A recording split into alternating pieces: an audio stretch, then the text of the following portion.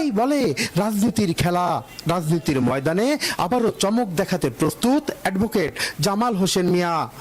ফরিদপুরের নগরকান্দা উপজেলা পরিষদ নির্বাচনে কোন গেম খেলতে চান তিনি?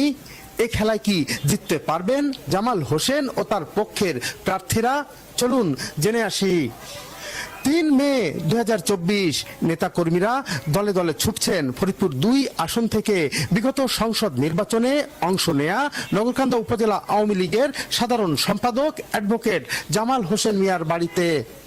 জামাল হোসেন মিয়ার হাতে হাত মিলিয়ে উপজেলা নির্বাচনে বৈতরণী পার হতে চান শক্তিশালী প্রার্থী কাজী শাহজামান বাবুল। আনারস প্রতীক নিয়ে প্রতিদ্বন্দ্বিতা করছেন তিনি। এ খবর ছড়িয়ে পড়ায় শত শত নেতাকর্মী এবার ছুটলেন অ্যাডভোকেট জামাল হোসেন মিয়ার বাড়িতে। নেতাকর্মীদের ভালোবাসার প্রতীক অ্যাডভোকেট জামাল হোসেন মিয়া শত